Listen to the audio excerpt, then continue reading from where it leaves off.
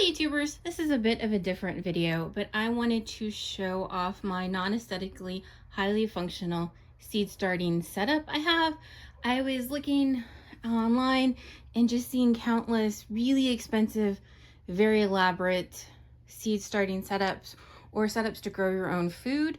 And I just wanted to show you mine that is not aesthetically pleasing and is budget friendly, so that if you want to, you absolutely can. I will leave a list of all of this stuff down in the description below with links, but please don't feel obligated to buy any of it. I was just going to do that in case you wanted any more information on anything that I mentioned here. So we're going to go over this, and then I'm going to start some tomato seeds, and I'll show you kind of how they go. So first thing up, this is a 5-tiered wired shelf. I think everybody has at least one wired shelf in their house somewhere. Now, this is a big one. It's like 4 feet by like 70 inches maybe, and it's on wheels. Wheels I highly like so that you can move it when you're not trying to either start seeds or if it's in the way. Or it's also nice to be able to get to the back of the plants over here, like over here where I've got all my crap back there. It's easier to move the shelf sometimes, so I do like the wheels. You can buy a smaller shelf if you don't need all of the room here. All right, so I start all of my seeds in these little 2-inch pots. Here are some vinca seeds. I like these because I can move all of my seeds independently of each other based on when they germinated and what they need, watering needs, all of that. With these trays, you kind of have to do it all together. It's all or nothing. They either all get watered or all don't. They either all get moved or they all don't. So I'm not a big fan of these. Now, I'm just making some seeds from my backyard here and flowers from my backyard. If I was doing a massive commercial operation, maybe it'd be different, but these are just for my backyard. So I like these little 2-inch pots. Once I put my seeds in there, they go over into our little humidifier over here. So once I plant my seeds, I put them in here. This is actually a roaster pan from Walmart.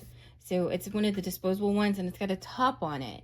And it acts as my little greenhouse to keep them warm and moist. It's a little unmoist at the moment because I don't have that many in here. But they go in here, and then there's some more seedlings, some more coleuses. And then these are vinca seeds. Vincas need darkness to germinate. So what I did, I'll do a little short on this, is I made, these are those little perler beads you put together and then you melt them. And then I melted them together so no light gets through so that my seeds can germinate. These haven't done the best, but we're working on it. I keep them in here, and I do have a heating pad. That's what this thing is. So I have a heating pad. That way it keeps it around 75 degrees. Most summer crops are going to want it to be warm.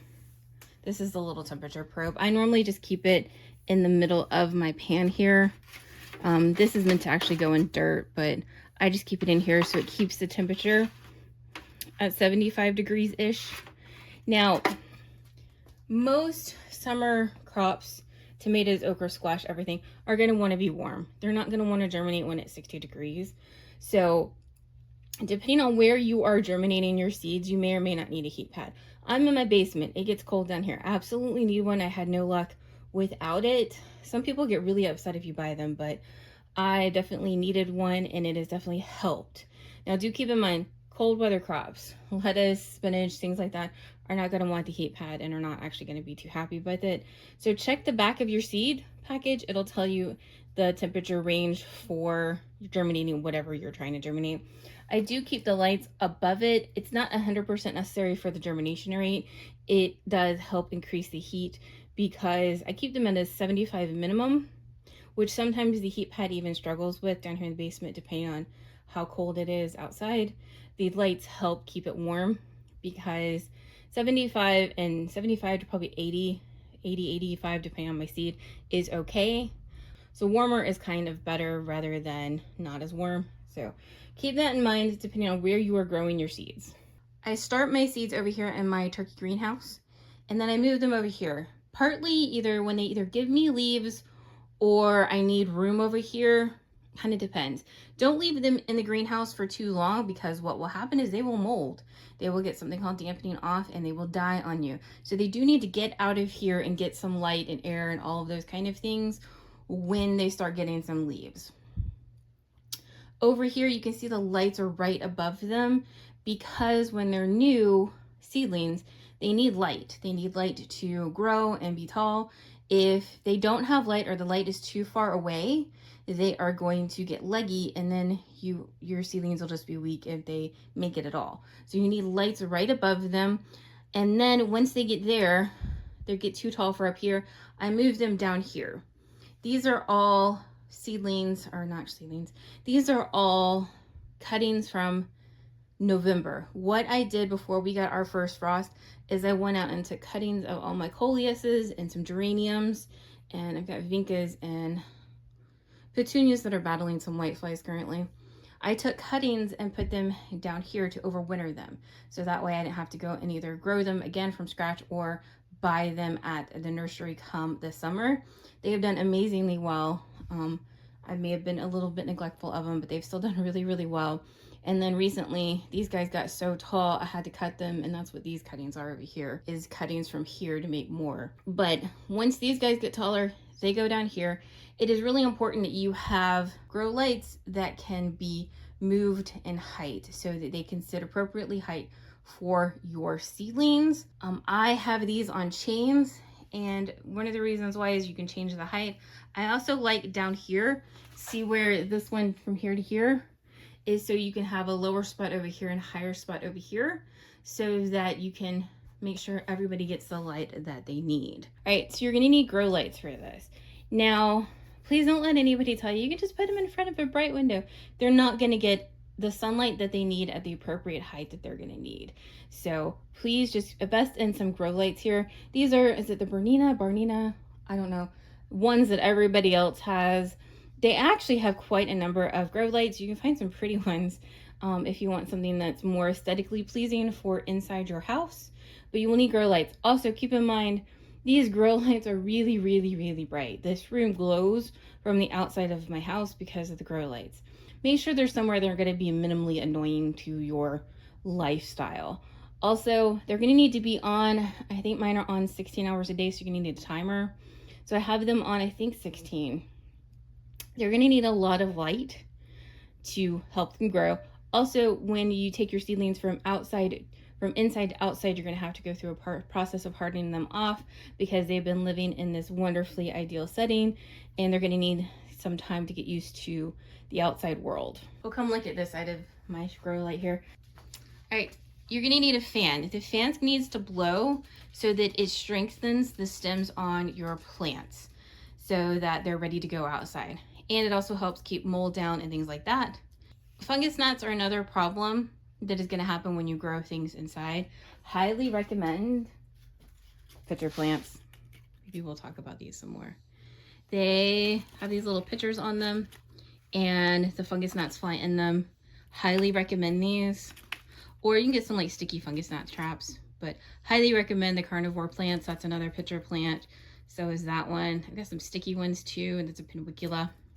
So we've got some house plants hanging out down here too. All right, so you're gonna need a shelf. You're gonna need a heat mat if you're in a colder spot in your house. You're gonna need your greenhouse. You're gonna need your grow lights, and then you're gonna need somewhere to move them from your greenhouse to your spot where you have your adjustable lights. Then I start seeds down here. You can also grow food if you want to, lettuce, spinach, things like that. You can also help keep annoying ass houseplants alive under some of these grow lights as well. So you have options as well. All right, so we're gonna start some seedlings real quick. I like my Christmas decorations here. Now, I love these disposable trays again. So this is my dirt. I use Miracle-Gro seed starting potting mix. Now, it can be whatever company you want it to be. It just needs to be fine. That's what the seed starting mix is that it's really fine so that the roots of your seedling can get through it without having to fight too much. So I put it in my little tray here.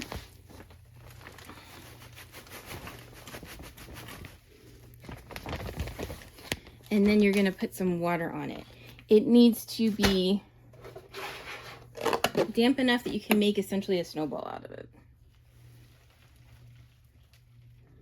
Now, because it's been in the bag so long, it more than likely is not going to want to take the water, so you're going to have to mix it all together. I use gloves mostly because I hate having dirt under my fingernails. So mix it all together. So I got my tomato seeds.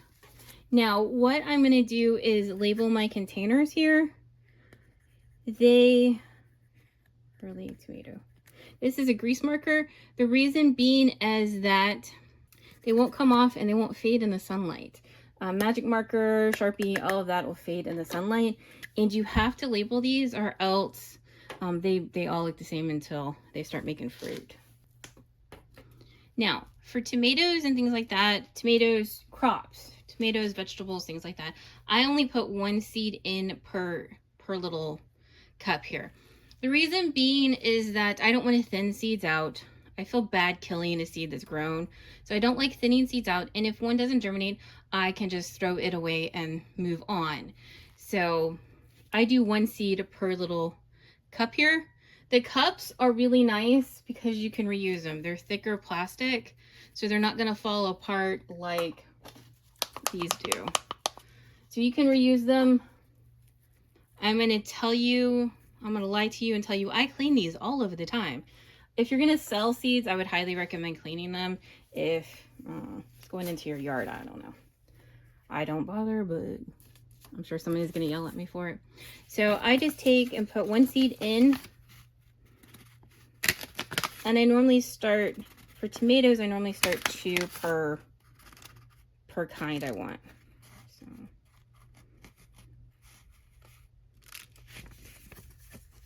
So that is my one lone tomato boy, my lemon boy. And then you're going to put them, and then this one needs to be covered. So there we have it. And we're going to go put him in to my turkey greenhouse over there.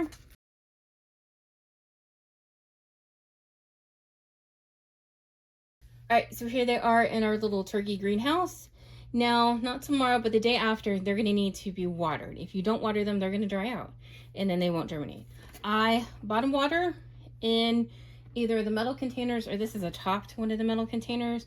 Just put in a little bit of water, then put your little containers in. Then when you touch the top of them, it should be wet. And then go put them back into our little turkey toaster here until the leaves germinate. Now, give them, I don't know, a week and a half-ish. If they haven't, then you can throw away your dirt and try again. These are some Vika seeds and they have not germinated. It happens when you are germinating and growing. If you are new to this and you're like, I have to have something that is going to grow and germinate for me or else I'm going to cry, squash, cucumbers, pumpkins will all germinate really, really quickly and produce a plant fairly easy without a lot of trouble. Tomatoes are pretty easy too. Flowers are a royal pain in the butt. Vincas are hit and miss for me. I don't think I've ever gotten a petunia to actually grow. So from a seed, from cuttings, I'm all there. So know that the flowers are a bit of a pain in the butt for whatever reason. You're probably going to do better propagating them from a plant than growing them from seed. And squash and cucumbers and that. Also, a lot of people are like, I direct sow my squash. They don't like me. I've never had a problem with their roots being disturbed or anything like that. So I live in the South. We have bugs that are going to murder my plants. So I start all my squash inside in an attempt to get them out and some fruit produced before the borer bugs come and kill them. Also, before you direct sow something, check your soil temperatures outside. Just like this needed a heat mat to be warm enough to get these guys to germinate, your soil outside may not be warm enough to germinate like a squash plant. That may need to be closer to the summer sometime, depending on where you live, because they're another one that's going to want it to be like 70 plus degrees in order to germinate happily. They may lower, but they're going to want it to be warm, and your dirt after your last frost date may not be warm enough to do that. So keep that in mind when you see all of the posts telling you to just go direct seed everything into your garden. That's another one. I've never had a lot of luck direct seeding things into my garden, so I start almost everything in here. Also, buy all the seeds from all the places. You don't have to be loyal to one company or one brand. Try all of the seeds from all of the places until you find what you like. Those are all of my tomatoes, all in their little seedling cups here. And not tomorrow, but the day after, we're going to bottom water all of them. And then 7 to 14 days is a germination time. Once they have some leaves, we'll move them out. Also, no fertilizing until they have the true leaves, the true tomato leaves. That is when you get to officially start fertilizing them with some weak diluted fertilizer of your choice. If you have any questions, please let me know down in the comments below, and I will be back with, I don't know, some other kind of video at some point in the future. Thanks for watching.